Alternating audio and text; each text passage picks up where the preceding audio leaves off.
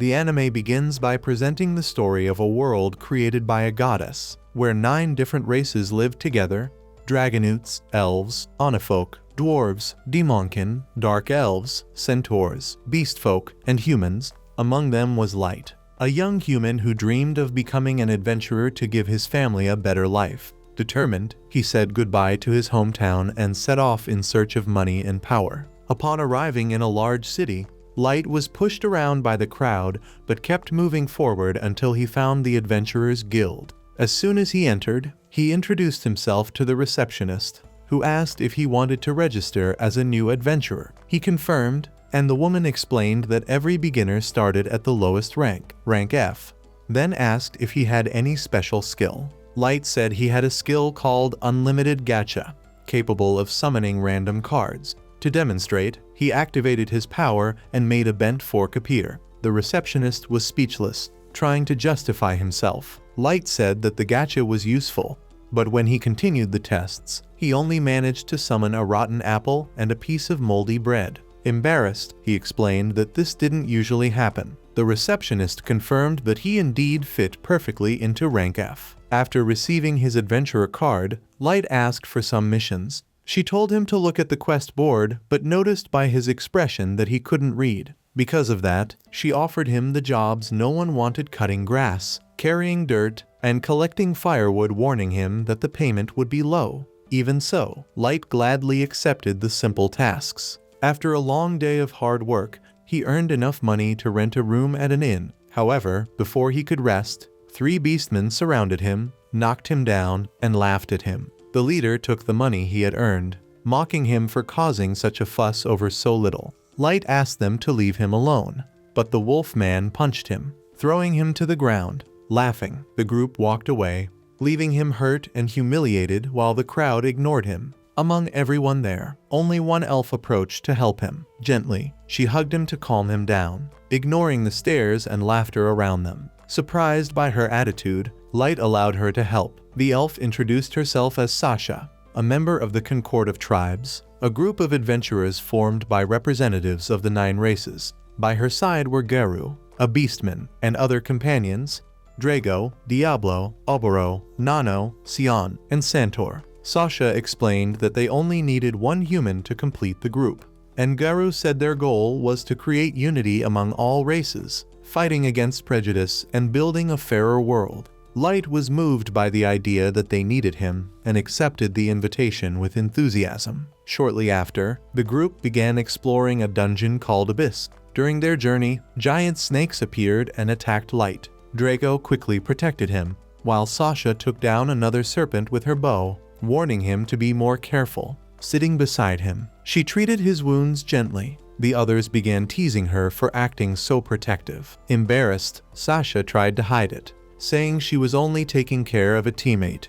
But the group kept laughing, making her blush. Drago reassured Light, saying that making good tea was contribution enough. Amid jokes, everyone went deeper into the dungeon. When they reached a dead end, Drago asked them to stop. Light thought they were taking a break and began preparing tea, but Drago interrupted, saying they didn't need him because they were expelling him from the group. Light thought it was a joke, but Drago's expression remained cold. Garu confirmed it, saying they didn't need him anymore.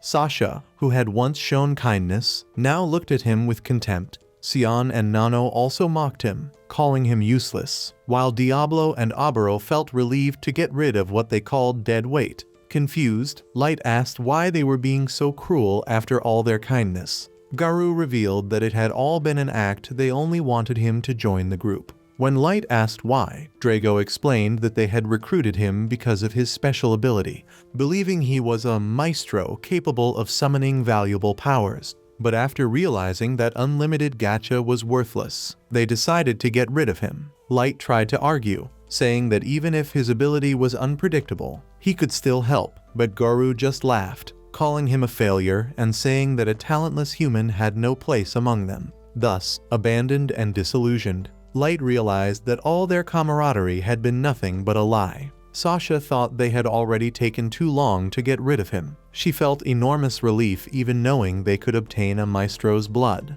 Just imagining marrying someone as inferior as Light made her entire body shiver. Light was speechless after hearing that, and Drago decided to end things once and for all. He ordered Garou to finish off the boy before other adventurers arrived, and only then did Light realize the real danger he was in. Seeing their threatening looks, Light understood they intended to kill him. Drago stated they had received orders to eliminate any potential problem. Garou drew his Wolverine claws and lunged forward, slashing Light's face. The boy panicked as he saw the blood dripping down. While the group watched coldly, he ran away screaming, overcome by fear. Garou mocked him, saying he could run all he wanted, he would just end up as food for the monsters of the abyss. But Sasha shot an arrow that struck his leg, stopping any chance of escape. Light fell to the ground, and Garou amused himself with his pain. He kicked him hard in the stomach, sending him forward, and kept beating him mercilessly until Sasha interrupted, reminding him that they needed to make it look like an accident. Then Garou raised his claw for the final blow. Facing death approaching, Light crawled, desperately trying to stay alive. Garou grew excited at the sight, watching the weak boy struggle for his life. Suddenly, Light's hand touched a teleportation trap. Drago shouted for Garou to kill him before the spell activated. But the trap surrounded him in Light and transported him to safety before they could reach him. Light opened his eyes in another part of the dungeon, still gravely wounded. He believed he would be devoured by a monster at any moment. That moment of despair made him think of his family, and tears rolled down his face. He remembered the initial kindness of the Concord of Tribes group and couldn't understand how they had become so cruel. Anger replaced the sadness. He didn't even know what this maestro they mentioned was, nor from whom they had received the order to kill him. The confusion turned into fury, and Light swore revenge. Determined, he stood up, but then heard a sound behind him. When he turned, he saw a level 1000 monster staring at him. Light wondered what such a powerful creature was doing there and realized the trap had teleported him to the deepest level of the abyss. The monster approached, and he started thinking of a way to escape. Desperate, he activated his unlimited gacha ability,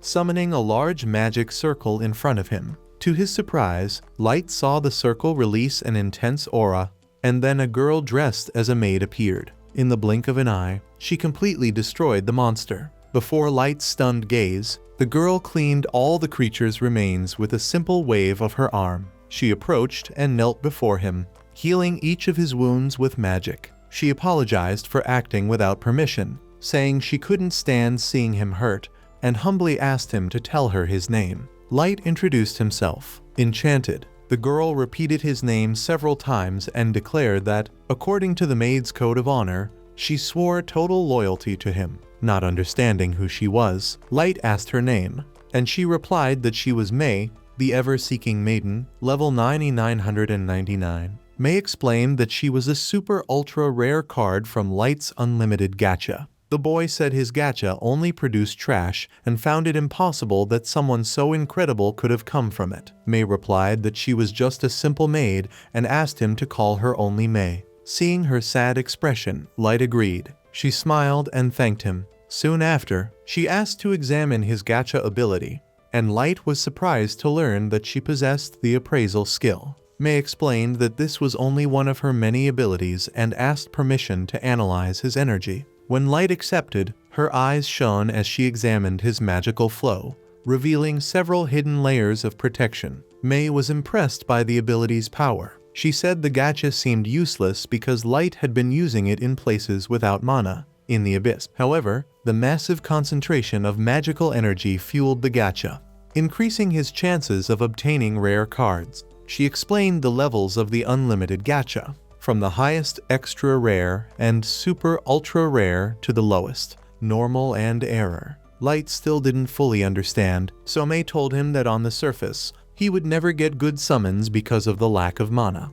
She praised him for discovering the gacha's potential and daring to enter the abyss to try to draw a rare card, but pointed out that it was extremely dangerous to do so alone. Light said he hadn't come alone, he had descended with a group, but they betrayed and tortured him. Remembering what he had suffered, Light began to cry, revealing everything to May. He said he only wanted to live honestly to help his family. May watched him carefully, feeling the weight of the pain he carried after so much cruelty and betrayal. At last, Light fell to his knees, declaring that he would never forgive those cruel people who had hurt him. Mai wrapped him in an embrace, trying to comfort him. In her arms, Light gradually calmed down and stopped crying. With a determined look, Mai said that she might never fully understand his pain, but she would use all her strength to make the Concord of Tribes pay for what they had done. Light looked at her, surprised, as Mai promised to place each of their heads before him without hesitation. He stopped her before she could go through with the idea.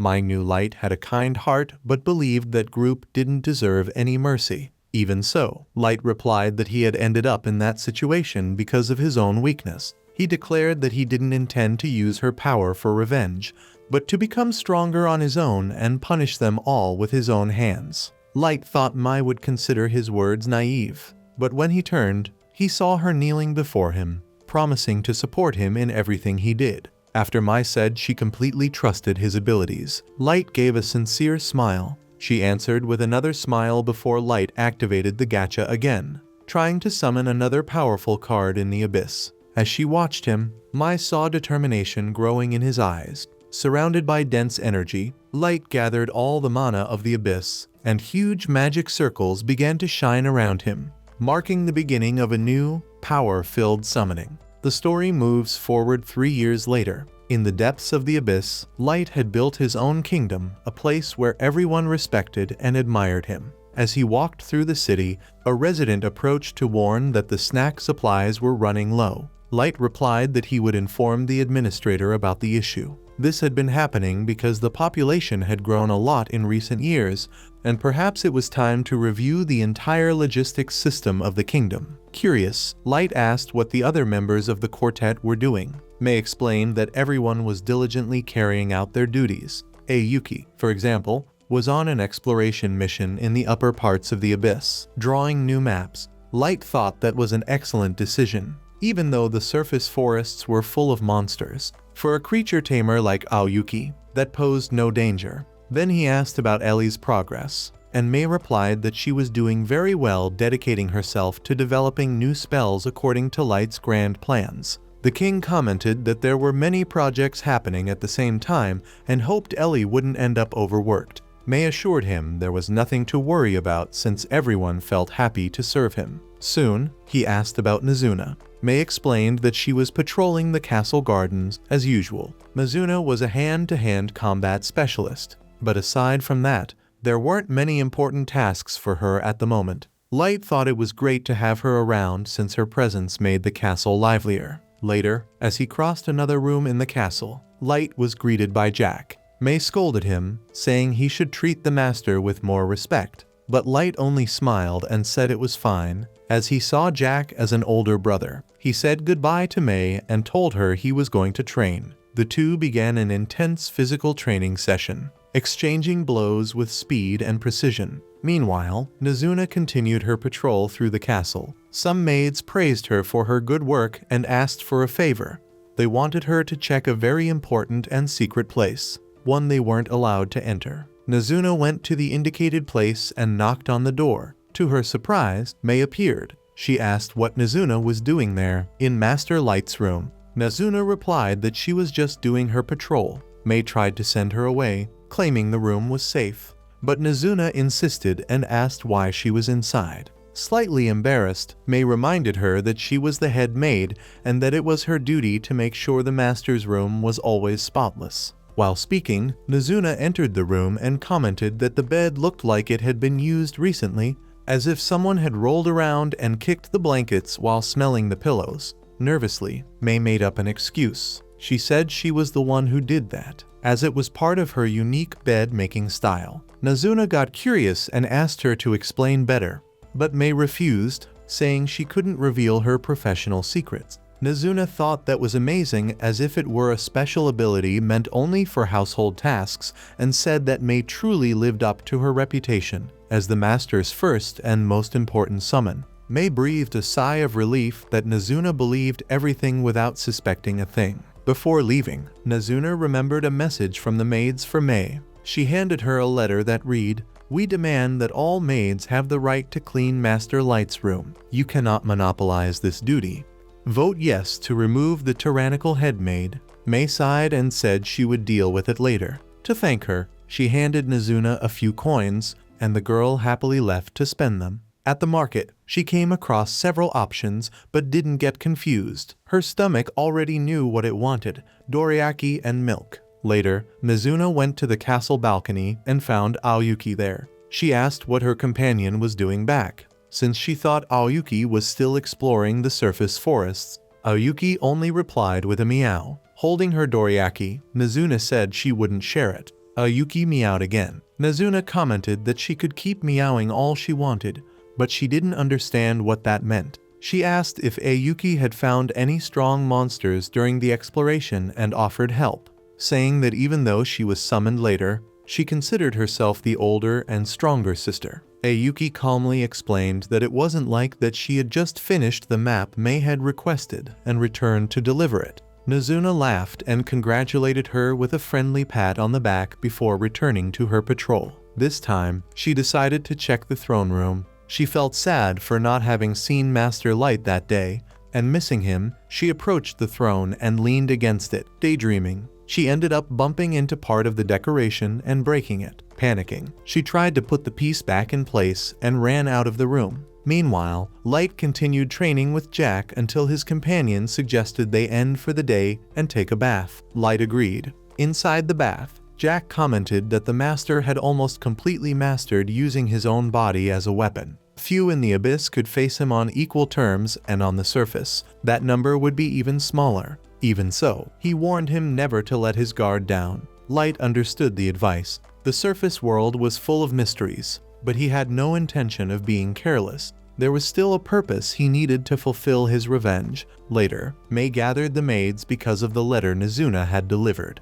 The young women apologized, saying they just wanted to ease their boss's workload since she had been very busy. Mei, however, rejected the request and assigned them to clean the corridor leading to the throne room by hand, without magic or tools. The maids protested, saying it would be impossible to clean such a large corridor. But Mei replied that it was possible and that a maid's path begins with a single step. She announced that she would soon depart for the surface on a mission ordered by Light and expected everyone to keep the castle spotless during her absence. Nazuna was walking through the city streets, carefully observing a gauntlet she had wanted to buy for a long time. While examining the item, Ellie approached, curious, asking what she was doing there and if she had come looking for sweets. Nazuna firmly denied it, explaining that she was just admiring the gauntlet. Then she asked what Ellie was doing in the city, since she thought she would be busy with some construction or inspection. Ellie replied that she had finished her work ahead of schedule, so she was back.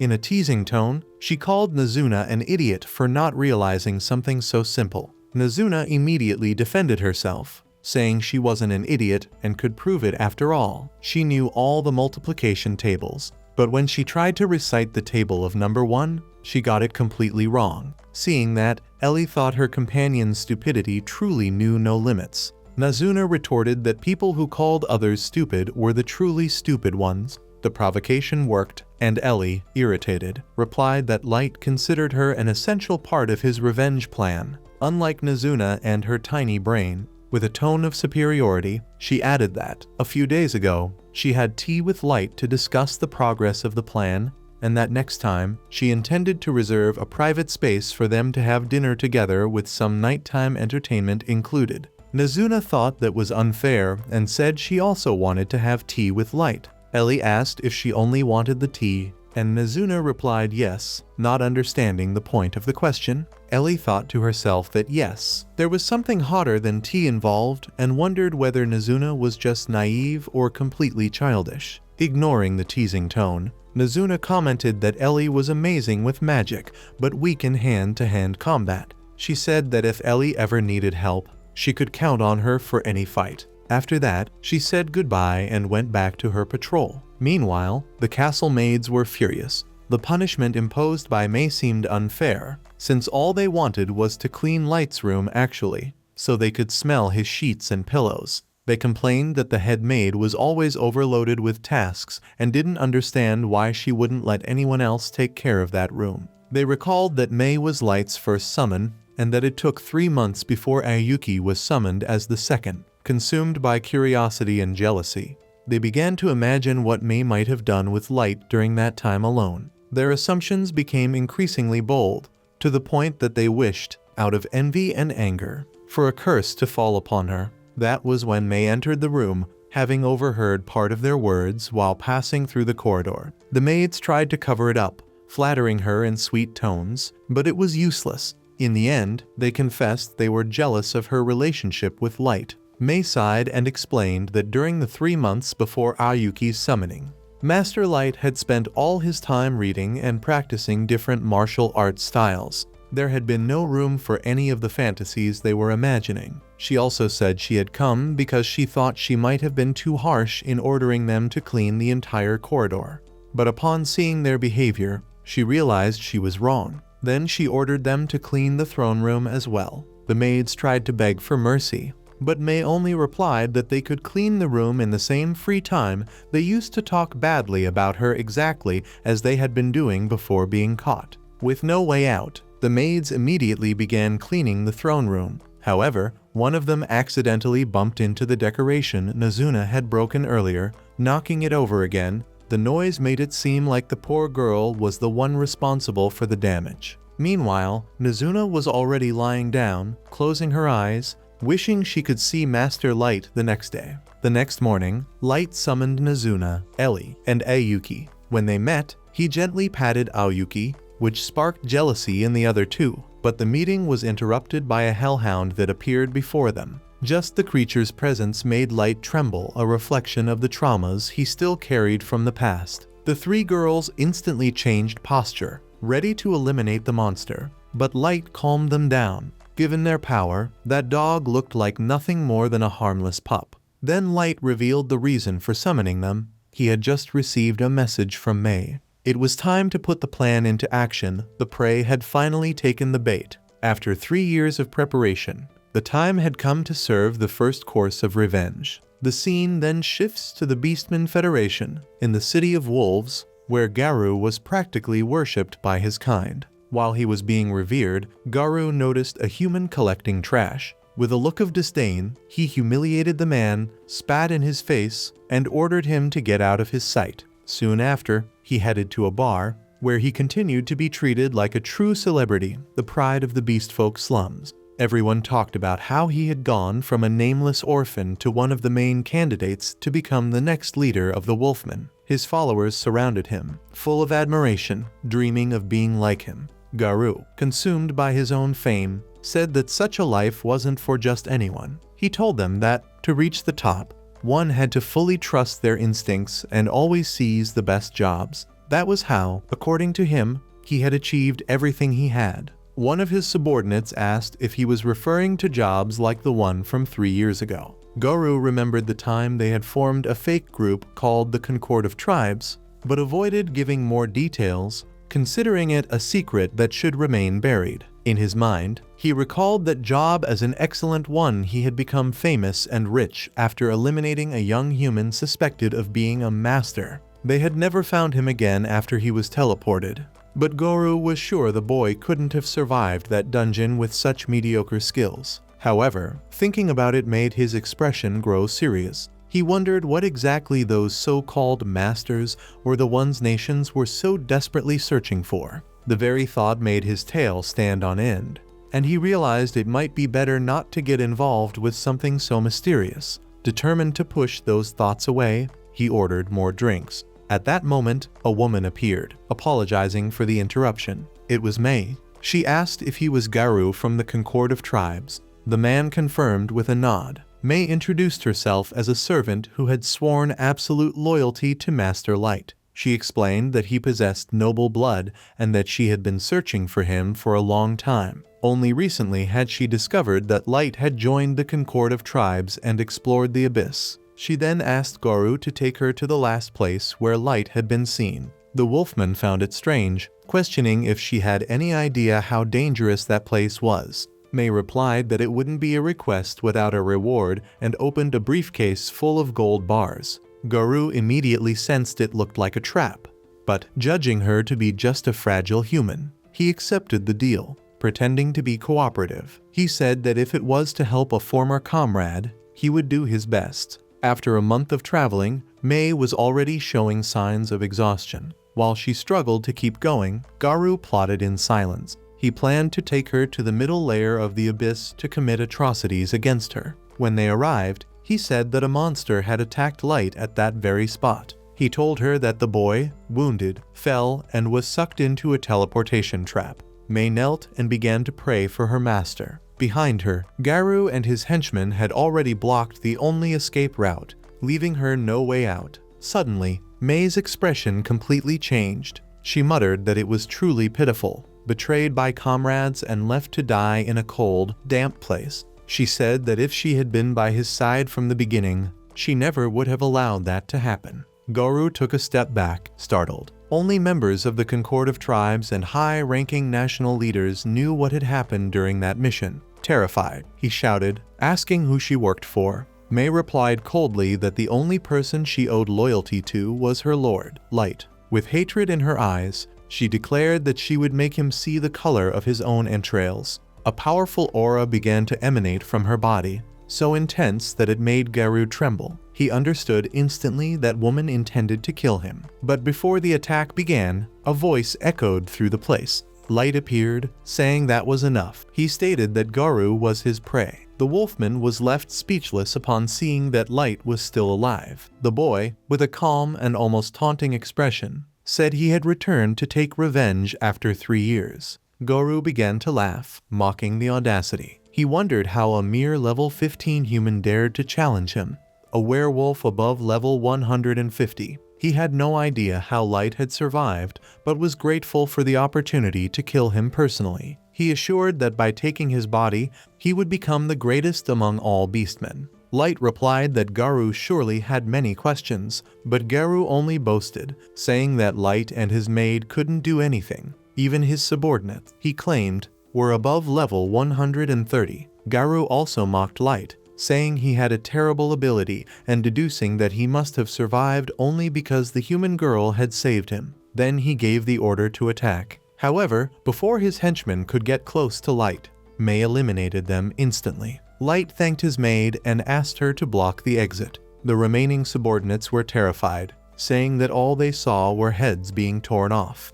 Garou, consumed by fear, tried to calm them down, saying that it had only been a surprise attack and that they couldn't lose to an inferior race. Seeing that scene, Light commented that Garou was still the same as ever, trapped in the idea that humans were inferior. He wanted to know if Garou had never considered the possibility that, in truth, the weak ones were them. Garou began to mock humans and ordered Light to look at his level. The boy then explained that each race had its own growth limit, and that this was the main reason for discrimination and contempt toward humans. Garou arrogantly replied that his species had simply been born superior. Light, keeping calm, questioned how he would then explain the 2 heads on the ground. Garou concluded that they must have used some magic item for that and, filled with rage, charged forward with his henchmen. Without moving, Light blocked all the attacks with ease. He slowly approached and, in a cold and provoking tone, asked if that was all he had to offer. Feeling insulted, Garou stood up furiously,